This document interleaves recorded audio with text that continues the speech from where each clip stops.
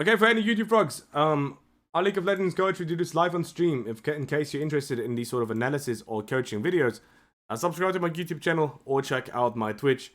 Since I'm doing that live on stream, there will be chat interaction, and it's always nice to hear your guys' opinion. So check that out. Otherwise, game 3 C9 against BLG. Let's see the adaptations.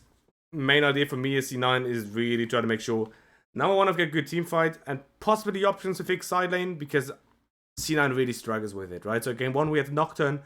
Didn't really work out as well, but that was like one kind of way where it might be where this champion might facilitate you fixing side lane. C9 also taking red side, so maybe you're also able to actually get yourself counter picks. Although I'll probably still just bumping mid if I can, because turns out Yagao's getting absolute shit on. Okay, anyway, adaptations of bans. There's a Varus ban, which is very interesting. Otherwise, Maokai and Cassandra, which I think are the same. And then Annie and Nidalee, before they ban Ahri, now they ban Vi. I think that is okay. Yagao's Ahri is quite good, but EMENES complete shit on Yagao, in my opinion, game 1 and game 2. Not like Cherry V Caps level, but still pretty rough. So pretty good. Looks like they're already hard hovering it, which isn't necessarily all that big of a problem, but still interesting. I'm wondering if C9 goes... I always nearly say CLG. I'm wondering if C9 just goes for Xayah again. I feel like it's fine, because every time you played against C9, it really didn't matter. You might still change it up, because it's game 3, you just lost 2 games with it, right? So I'm wondering if C9 just completely changes it up. Probably, usually you just end up picking 80 carry here plus counter pick mid, or 80 carry here plus jungle, is usually what you see. There's also Cannon open as a possible power pick you might want to pick up early. The Felius, there's a change up in 80 carry. And also one of the Berserker's classics, right? Do you pick jungle here? Do you kind of pick mid? Do you just go for a power pick potential? Ooh, Sion, okay. Well, Sion is an interesting pick. I'm wondering if they actually end up flexing it or if they just send it for Fudge on top lane. I personally don't mind either. The only thing with Sion is you might struggle again with setting up sides, right? So I'm usually not a big fan of counter picking top lane for lane, because I don't really think what you pick at top lane usually matters, as long as it's a good pick for your team fight. Or good pick against the enemy team fight. But previously already you struggled with setting up side lane. So I'm wondering if there's a pick for you, either mid or top lane, that makes it a bit easier for you. Jinx. And Jinx is quite a good pick against Aphelios. You do outrange, you have a lot of damage here, and I quite enjoy Jinx together with Ahri. I think both champions are really good when it comes to front to back into re-engage. So in these ways, both champions are quite good. Plus they have individual strengths and individual weaknesses, right? So I usually like two carries together that don't have the same weaknesses and are good at different things. Of course, you want a comp that works well together, here from the back into re-engage, but you want to make sure they're weak to different things. So Ahri, of course, is a lot more mobile, and good against other things, right? Jinx, consistent damage, Ahri, backline damage, right? Makes sense. So I really, really like these sort of compositions together. Usually I'd like it with Vi because it's a strong mid-jungle together with Ahri, and also works very well when it comes to re-engaging, and when it comes to making sure that your Jinx gets a reset. Vi is really good at just ulting whatever engages you, or whatever flanks you, and Jinx really doesn't enjoy flanks, so Vi, I think, in these sort of ways is very powerful. Otherwise, any other re-engaging sort of junglers would be fine, like Viego or Wukong, I think doesn't really make that big of a difference. But since Sign is already picked, I don't mind picking top lane here as well, and they decided to go for the Gwen. Aphelios does struggle against Gwen from the games I've seen. So I know like a lot of teams have low Gwen priority, but for me it's weird, right? Because the way I've seen Gwen is that this champion still one-shots basically everyone. I really don't mind this champion.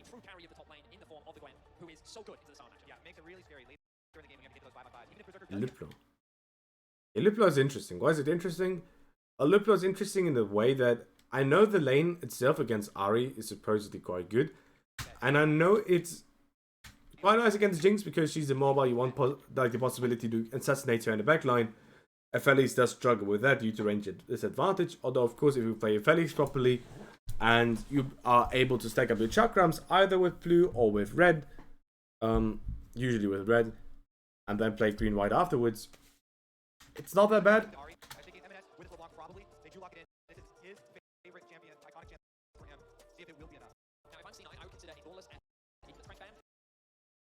So he's trying to secure himself a strong midsection. I'm wondering if you're gonna pick Fresh on 4 just to secure it, although... well, pitching is not the biggest problem if you got Zion possible, like another frontline in jungle. Batting Viego, right? Any sort of like reset champions here for jungle makes sense. But I really wouldn't mind just like any sort of like tank bruisery jungle as BLG, because you already have more than enough damage. Just trying to make sure you've got decent midsection. I'm wondering if you're gonna ban out like any champion like Lee Sin or whatever for Blaber. Because I'm not necessarily the biggest fan of that, but I think it's kind of okay. Banning Lulu, sure. Nautilus, sure. Are we gonna see Fresh ban? Or does BLG not care and just ban out a jungler? Or a Rakan ban? I really don't see Rakani at all, to be honest. I really don't see Rakani at all. Is Lee Sin? Actually, go Luplo on Lee Sin? Okay, they do. Okay, crazy. Okay, crazy. So C9 going for a strong midsection, and with Luplo also having better options when it comes to setting up Sidon again. Yeah, I really wouldn't mind Wukong Fresh, honestly. I mean, there's Blitzcrank then. Do you care though? I'm not sure we do. Alistair. Well, Alistair gets absolutely shit on by Fresh here. Rom probably would sip it. Just send it on Fresh, no? Thresh is still open. Thresh, you could Janna if you're crazy, but let's be honest, no one plays the champion, so you're just gonna pick Fresh. Who are you messing with? Hamling is not that good against Jinx. Okay, so the drafting, I think, for C9 is very different, right? So when they look for like very, very broad with team fights, now it's a bit different, where they actually try to play strong midsection to bot lane push. Delaying their support pick, trying to secure themselves a strong midsection, and then playing the bot side, right? So they previously already played Enable midsection, not Isolate. For more information about the concept, check out Gen G review game 1. Don't have time to explain it right now, because I said I don't have that much more time for the stream here. Anyway, let's go into the game. What do we know about this game? Well, what we know about this game is that we want to very heavily play around midsection, and so does BLG. We've got bot lane push, so we should be able to rotate onto midsection a lot more easily. We have sweeper start, so trying to find some early vision again, which is quite interesting, right? I really do enjoy the sweeper start a little bit. And in case you don't want the sweeper, or like you don't use it, you could always just reset and get yourself a yellow trinket it again. But playing against Alistair, getting pressure control is quite nice. But you even you're sweeping your jungle, interesting. So you're gonna, so they're starting on top side, trying to scatter vision, and because they're starting on top side, they're respecting the fact that BLG might have invaded bot side level 1 and then already scattered vision there, making sure that their jungle doesn't get spotted to make it easier for him to actually impact midsection, which I think is very, very good. You're playing against Alistair, so you just gotta go for a push. This champion is useless. Of course, Ophelia is also not the strongest, especially against Jinx. But it turns out Alistair is a very, very useless champion, so Ophelia's Fresh should still be able to go for a push. And they're lane swapping even. Okay, interesting. The lane swap is actually very, very interesting. I don't think I've seen a lane swap this season yet. And I can see why Gwen is not the most fun matchup for Sion. Woo! Okay, that is not allowed to happen. So how does that happen in bot lane? Oh, he just said, huh? Wait, so Zven wasted his E, didn't he? Now you can't play this! Zven's laning in the series has been atrocious. Except his one like Rakan W. His one Rakan W in game 2 was really good. Walking into enemy into wall so they can't really dodge it, and then Wing so he has a flash, was really good. Zven's other laning in like game 1 and game 3 is really atrocious. You're not allowed to E this matchup. You need to E the Alistair W. Now Alistair's flash and Felice doesn't. I still need to move my camera, I'm sorry, but what is going on? What is going on? You're not allowed to E before Alistair W. I mean, bot lane is doomed now, by the way. Bot lane is straight up doomed. Because usually it's just like a hard winning lane. As long as Felix doesn't get flashed by Alistair, this is a hard winning lane. So mainly what you do is you just try to make sure you're not in Q flash range, and then you just Giga win. Oh, but now you're just gonna get dove. Yeah, nice. This game is already so over, man. Like if Jinx gets... Sorry. If Jinx gets into the game is always over. Jinx is one of the most broken champions. Jinx is such a broken champion. She deals such an insane amount of damage. I like to try here on top lane. I think this is like an interesting strat, right? Putting Lupo onto top lane and then trying to find a catch there. This is like one of the strategies again, right? That is very unusual. And unusual strategies can be very good, and your bot lane tactically should never be vulnerable. But Zven completely misplaying his lane. Doesn't make it so. Oh, you can scam shed. Sign is coming. You've got blue and Aphelios. Like, this is not a bad fight for you. Yeah, this is a really good fight, skirmish wise.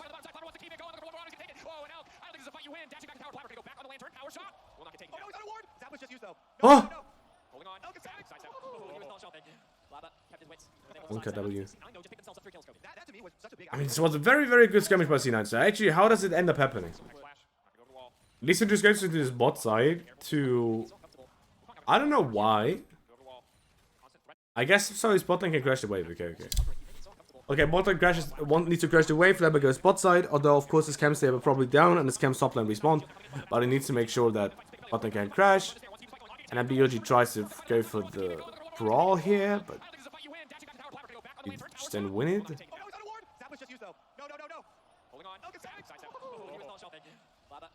Rough one. Oh, C9 is back in the game, huh? C9 is back in the game. And so was Mad Lions against T1 in game 1. And they lost. So let's see how C9 actually loses this game again. But looking at this fight here, it's honestly really good by C9. I really like Blaber going towards bot.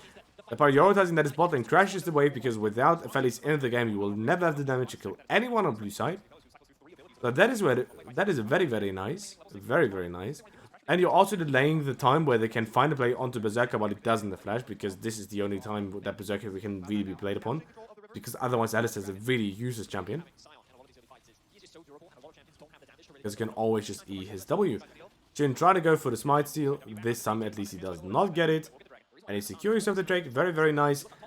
For the next objective, it's like really interesting how we're gonna see the Herald setup, because C9 skirmish right now really isn't bad. But Wukong and Ari will be level 6, and then it kind of changes. Both junglers trying to set up bot. Zven is just waiting to E. So I understand the idea right now of trying to pressure bot, because for like both teams are thinking about Herald right now, so they're both trying to set up their bot lane to be in a good state for Herald, right? But BLG needs to crash in this wave here. I really don't mind BLG crashing in this wave here. Why do I really not mind it? Because it can take the wave, try to match reset, unless BLG stays in the lane. Then it might be a little bit rough, right? But you can just try to match reset and then go bot side, try to stack waves as the Feli is, and then either play for Bladings yourself with a red-white, although you already lost a lot of your red gun, so that's like a little bit awkward. But you can maybe try to phase through them again when you've got mana. Now that is actually a little bit weird kind of management by Berserker that he has red-white here already. Either way, right? Otherwise, maybe you could...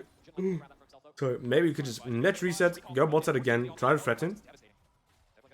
But here you sadly cannot. They've got first time here already. I guess you're just gonna stay bot side here. Are they still resetting here? If I'm Jinx, I'm never gonna go bot lane here. Like, you're getting like 4 minions. I'd rather just open mid. But I guess BLG's... Yeah, I'd rather... Would have had Jinx open mid here first. But I guess BLG can just wait, Jinx pushes out, and then you go again. But now Berserker can try to one-shot bot lane and then try to pressure. Oh, Agnes actually gets out. Nice. Level goes for like 5 damage. Huge.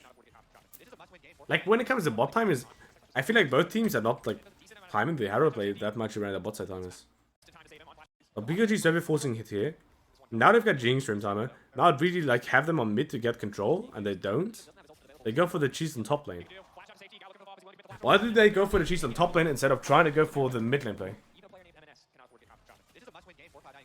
Because even if you respect the Fellies crashing the wave bot side, you can just go for the mid lane play into shifting bot side again, no?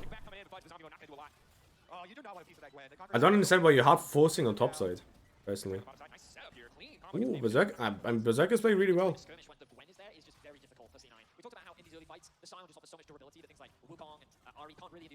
And Berserker's really giving his best, huh?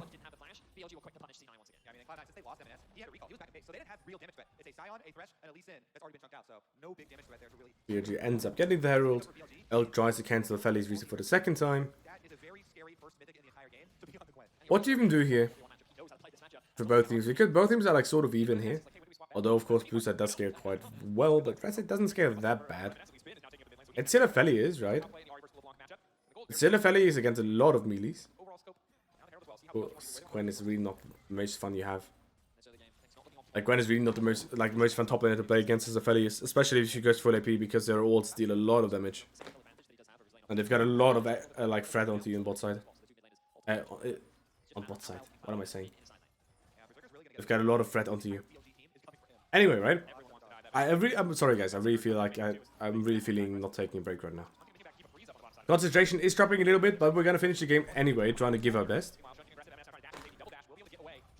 C9 already trying to secure themselves the second drake again, and it's similar to game 1, right? Where first dragon was Chemtech and second is Cloud. Making it so there's a very high likelihood of getting a good dragon, and drumroll, they got Hextech, huge! Of course you prefer Mountain against a composition that is very much about one-shotting and engaging onto you, but Hextech is very, very good nonetheless. Also getting the catch on Bin again, right? Oh, never mind, finishes way too tanky, fuck the champion. Woo! Oh, Blaber! Blaber is playing really good, okay.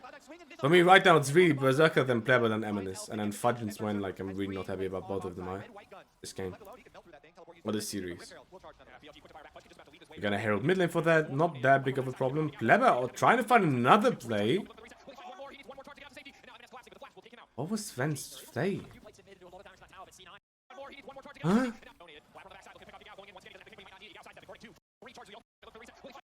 Hmm? Yeah, not sure. I feel like Zven is, this is really not a series, man. This is really not Zven's series.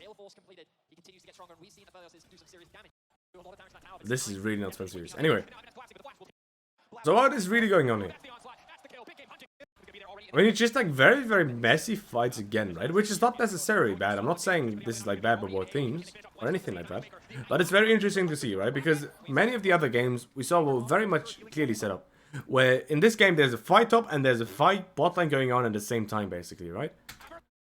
They were punishing this play on top side, seeing two people top lane, and of course RA pushing mid.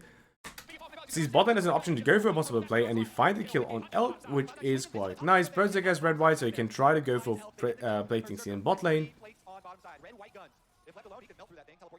And that is also why Grant is like sending it towards bot lane to hopefully defend a little bit. And then Blaber tries to also find a mid lane play afterwards, after this bot lane play. But it's just very, very, very, very messy. Fights going on all around the map, but not necessarily that bad for C9. Next, Herald spawning in 2 minutes might be something interesting for C9 to take, because I really feel like they're struggling. I mean, they're not really struggling in this game if they lose mid T1, because they have decent option to make it so that Berserker is still decently safe. But if you're playing front or back against a composition that wants to engage onto you, keeping your mid T1, especially as an immobile AD carry, is very, very nice.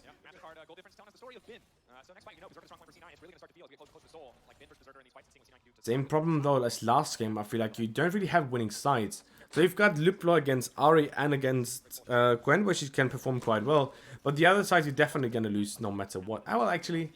No, Sidon is pretty good against Arya. Like, what am I even talking about? Actually, your Sidons on C9 in the this game are not that bad. They're really not that bad. And you keep your mid-section control right now. Due to Berserker being very, very strong, and of course Alistair not really having the easiest time to play onto mid lane at this point himself either. So I like the idea of BLG opening side, but what I prefer even harder is Blaber actually playing very well around it as well. I'm not sure if he thought about it, But because you've got mid-section control and your Felice is very safe, look at the vision setup you have here. You've got very good vision control when it comes to the river. You can try the matchy space they do onto side lane. I mean, this game up until this point is really not that bad by C9, but of course the scaling is not necessarily the best. Blue side scales quite well themselves, and the side laning later is gonna be quite scary, especially the Quen. So making sure you get to your dragons as a win condition, making sure they have to fight you, and hopefully being on objective first, so you get your front and back fight, which you want to see now, because number one, Felice is very happy if he can front and back. Number two, their flanks are quite scary, so if they're on objective first and they can actually set it up, you don't really enjoy that much, right? So being on objective first is very, very nice. Losing this Herald is not that nice, because this Herald they can also try to use again to set up mid-section by using it to pressure mid-lane turret, and then without mid T1 it is not as easy to play the game as it is currently. Right, so with the next dragon coming up, they're probably just going to use the Herald on mid and then try to get position on dragon here. I honestly don't mind C9 trying to instantly go for the fight as long as they don't go that hard into the enemy team and you try to go for the front and back. Not easy to play for Berserker though. Oh, never mind. BLG's giving them free front and back. Let's actually watch this fight in one-time speed. So what is happening here? So they're actually heralding mid. Bye-bye mid T1. C9 doesn't care about it. They care very little about the dragons here, but here I definitely agree with their decision making. But the hard thing here is how Berserker can play, and this is really good by Blaber. Honestly, Blaber is playing insanely well, man. Why is this really good by Blaber? Because you want to front to back it. How do you front to back it? Well, by counting down, like counting back in 1-9. Can Berserker count into Quen? No, he can't. Quen will one-shot him. So you need to create an area for Berserker to kite back, because Berserker is your main damage source. That is C9's #1 goal right now. Make sure Berserker has frontline, make sure he can kite back. So of course, Bin going for a flank is very, very good, but you need to make sure that he doesn't flank you anymore. Can you just kill Bin and zone him out? No, you can't. So what does Blaber do? Well, he just kicks him away. Very, very well done by Blaber. Understanding a win condition in this fight, kicking him away. Honestly, when C9's understanding what their win condition is in fight here in game 3 is a lot better than what it was in game 1. So now Berserker being chilling here in the backline can maybe deal a bit of damage, but they just have so much damage. They just have so much damage. It's just not a spot where Berserker can really hard carry yet. I'm not sure if it's like maybe a bit better for Berserker to have different weapons here. It just well, it's not that bad because like both of these weapons are pretty low, so you can maybe use ability to like swap weapons again. But it can't also really walk up. I've got very mixed feelings on this actually. Because I feel like if you have red whites here as a Felice, you're in a way better position. But were you able to like change your weapons though? You burn through green here and now you've got purple. And you don't really have mana to just instant burn through it, right? Because the main thing like I've been looking here is Berserker is like trying to burn through it. Because of course, blue I think is quite good and blue-purple is not that bad here. But you really need damage. And you really need survivability more than anything else. So being here on red I think is the most important. I don't like him burning through blue. I understand that this is due to him trying to get wave control here, but you don't get it anyway. I'd really like him to just burn through purple here, I think. So he's on... I mean, next weapon should be red, right? Next weapon should be red. I really don't mind him having blue-red. Blue-red makes it very easy for him to get a shield for his red, and then... afterwards you have red-white. And then red-white you should be really fine. I understand the idea of like not going too deep because Wukong still has ult, he can dash onto you, right? He can't really walk up, but that is like the problem here.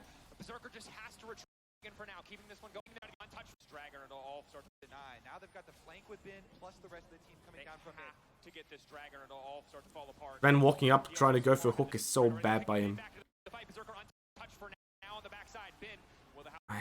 It's just so hard to play, man. Gwen is such an annoying champion for Aphelios, actually. Gwen is such an annoying champion for Aphelios. BLG are gonna get mid tower as well. Smite fight. Coming in, Berserker forced off to the side. Oh, it's a beautiful headbutt pull.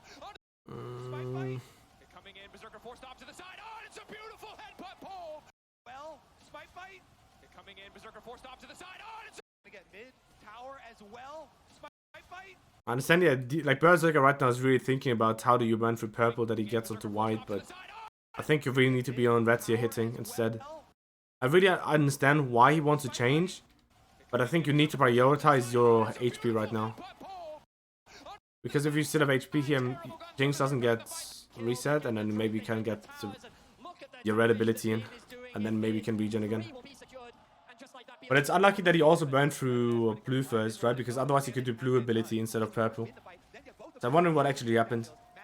But these are really not the weapons you want here as Aphelios. I'm not saying that it's necessarily bad gun management by Berserker, but these are really not the weapons and like ammo amounts you want to fight here, I think. Because Aphelios is your main DPS source, right? So if he has like red into green white here, I think it's a lot better. Although of course blue can also work, right? But having purple here still feels bad. And he also didn't have the mana or the options to really burn through purple earlier, so it's a bit rough, I think. It's a bit rough.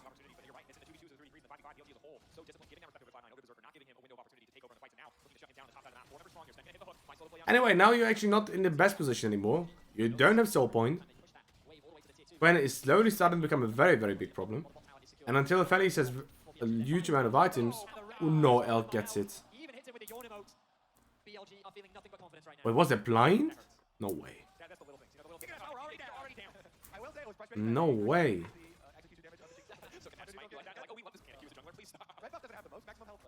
Honestly though, I just bin. Okay, this guy, such a big pickup for BLG. The only returning member of RNG, the previous MSI winners, and now he's just gonna be at a playground. 2 item Gwen so early on versus 1 item Sion. You don't stand a chance. It's even difficult to run away. I feel like Fudge is getting getting gapped a bit by Bin, honestly. I mean, his matchup is not the best, right? Sion to Gwen is not a good matchup, but it's a bit rough. He tries to roam towards mid to get mid-stage control, but now he needs to reset again. And when he answers bot, oh, actually, it's better for EMENES to answer. He has an easier time against Gwen than Sion does, so Sion can answer Ari. But they can use this timer to get mid-section control, and from there try to hard play onto top and then fall back onto Nash. Yeah, just make EMENES answer. Good. Make EMENES answer. If he TPs and TPs late, early, you can just cancel, and otherwise you just take it. I just go out as BLG. I really dislike BLG taking the fight. Oh, BLG taking the fight is really bad. That is really rough for BLG. Ah, Blaber! And you get all of the... No, if Berserker lives here, you just get Drake. No, now you don't get Dragon. Oh, now you don't get Drake. Ah, for fuck's sake. I understand why he does it, but now you don't get Drake. Like, them not having Nash anymore is good, but now you don't get Drake. No. Because Drake is really the win condition you want to get. Because I don't think you outscale this game. I think the game is always going to be like decently playable, but I still don't think you outscale. I mean, I guess you at one point you're going to outscale because you got Sion, right? Like if the game is going 3 hours, I guess you're going to win the game, right? But I mean, that is obviously not what's going to happen.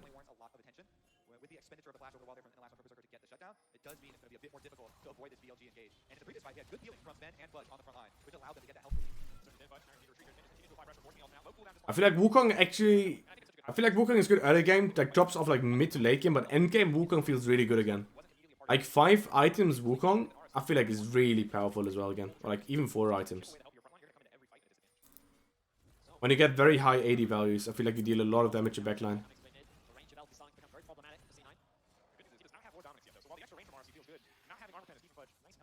And Berserker, due to having low damage, is also forced to go IE LDR. When having a bit of extra like effective HP due to having Bloodthirst, it would also be very good. But it can't go this game. I really like his itemization.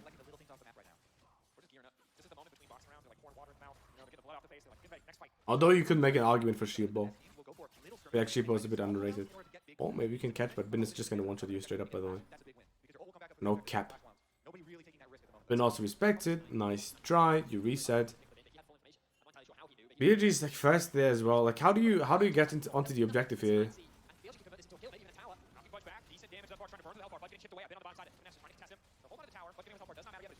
How do you get position on objective here, C9? Because if you have to face check into the enemy team, you're just gonna lose. Like C9 is rushing to mid. I guess they rush to mid. Set up some decent vision control here. And just push out mid and then go again. Are you trying to go for catch? Oh, fuck. That's a nice try by EMENES. Just not enough damage. Just not enough damage, man. Always check the inventories. Always check the inventories. Z9 eyes get big when they take area behind. And you would have had all blue wards there. Cloud9, they take that. Stopwatch and Blaber didn't respect it. Shit.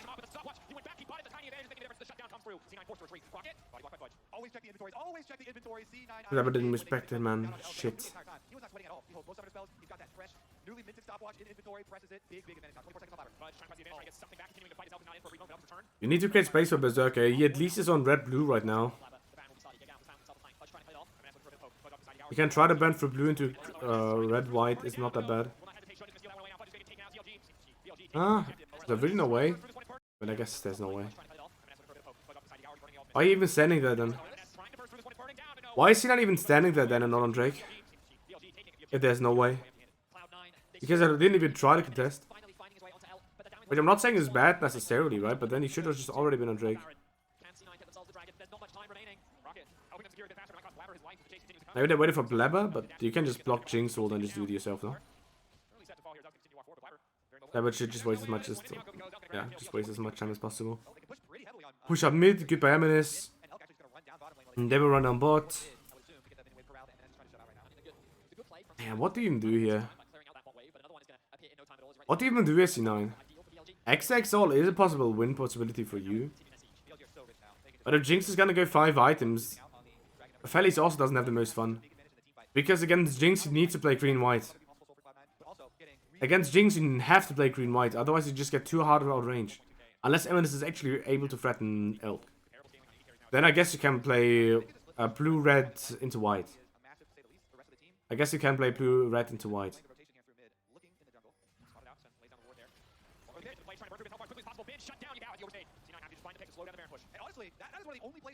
I like C9. Honestly, one thing like you can really respect C9 very highly for is they're very good at just sending it onto flanks. C9 really doesn't give up and always tries to find like some possible play to get a catch. That is one thing that you can really respect C9 for, honestly. But honestly, I'm really not sure what you can even do here. So, Felix is going Rune Arns. I think you have to go BT. I think you're just gonna get a mega one-shot. And of course, I really like the prioritization of double ward and control wards. Unlucky. I really like the prioritization of him going for damage. But there's gonna be a point where more damage is not gonna result in more damage. And I think this is it, because I'm too scared of Berserker getting absolutely one-shot. But yeah, I mean at this point you're just gonna lose. I like C9's early game strategy. I like the lane swap a lot actually. I like the lane swap a lot to possibly get yourself ahead. Zven complete early creep lane though. Like he did game 1. And I made bot lane like a little bit unplayable.